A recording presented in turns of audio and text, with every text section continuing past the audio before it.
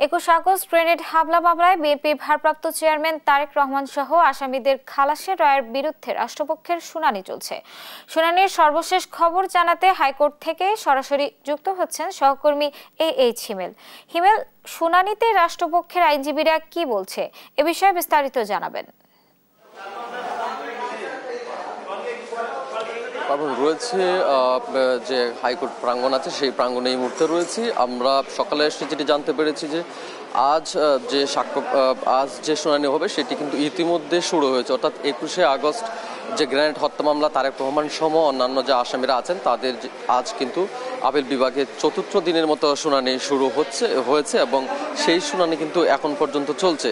আপনি জানেন যে গতকাল কিন্তু তৃতীয় দিনের শুনানি হয়েছিল এবং সেখানে কিন্তু রাষ্ট্রপক্ষের যে আইনজীবী আছেন তারা কিন্তু তাদের শুনানি পেশ করেছে এবং সম্পূর্ণ করেছেন, এবং আসামি পক্ষের যে আইনজীবীরা ছিলেন তারা কিন্তু কিছুটা সময় পেয়েছিলেন এবং তারা যেটি বলার চেষ্টা করেছেন ২১শে আগস্ট গ্রেনেড হত্যা মামলায় তারেক রহমানকে ফাঁসানোর জন্য ফ্যাসিস্ট সরকার তৎকালীন সময়ে বিচার ব্যবস্থাকে এবং বিচারিক যে আদালত ছিল সেটিকে ব্যবহার করে তারা সেই কাজগুলো করেছেন, অর্থাৎ যে মুফতি হান্নান ছিলেন তাকে জোরপূর্বকভাবে কিন্তু জবানবন্দি নেওয়া হয়েছিল। তেমনটা কিন্তু আসামিপক্ষের আইনজীবীরা গতকাল শুনানিতে কিছুটা সময় যে পেয়েছিলেন সেই সময়ের মধ্যে তারা সেগুলো পেশ করেছেন এবং অন্যান্য যে সাক্ষীরা ছিল তাদেরকেও ভয়ভীতির মাধ্যমে কিন্তু সাক্ষ্য গ্রহণ করা হচ্ছে। এবং আপনি জানেন যে ১৭ জন যে পুলিশ সাক্ষী দিয়েছে সেই সাক্ষীও কিন্তু ভয়ভীতি এবং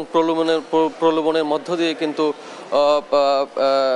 এই মামলায় তাদের সাক্ষ্য গ্রহণ করা হয়েছে। তেমনটাই কিন্তু গতকাল পর্যন্ত যে আসামি পক্ষের যে আইনজীবীরা আছেন তারা কিন্তু সেই বিষয়গুলো কিন্তু আদালতে পেশ করেছেন। আজ এই চতুর্থ দিনের এই শুনানিতে কিন্তু এখন পর্যন্ত শুনানি চলছে।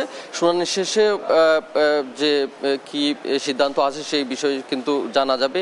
কিন্তু আপনি জানেন যে ২০১৮ সালে যে রায় দেওয়া হয়, অর্থাৎ লুৎফর রহমান বাবর সহ ১৯ জনকে মৃত্যুদণ্ড এবং তারেক রহমান সহ ১৯ জনকে যে যাবজ্জীবন কারাদণ্ড দেওয়া হয় সেটির বিরুদ্ধে কিন্তু যে রায় বাতিল করেছে সেটির বিরুদ্ধে কিন্তু রাষ্ট্রপক্ষ আপিল করে এবং সেটি নিয়ে কিন্তু চতুর্থ দিনের মতো এই শুনানি চলছে। এবং এখানকার যে আইনজীবীরা আছেন, এই হত্যা মামলার যে আসামি পক্ষের আইনজীবীরা আছেন তারা যেটি মনে করছেন যে রায় দেওয়া হয়েছিল সেটি সঠিক বিচার হয়নি এবং ন্যায্য বিচার পায়নি, তেমনটাই কিন্তু বলেছেন। এবং যেহেতু গতকাল তারা আসামি পক্ষরা রাষ্ট্রপক্ষ শুনানি শেষ হওয়ার পর আসামি পক্ষ কিছু সময় পেয়েছে এবং তারা তাদের শুনানি পেশ করেছে, আজ বাকি শুনানি শেষ হওয়ার পর কিন্তু সর্বশেষ বোঝা যাবে কি সিদ্ধান্ত আসে। হাইকোর্টের আদালত প্রাঙ্গণ থেকে আমার কাছে এই ছিল সর্বশেষ প্রাবণ।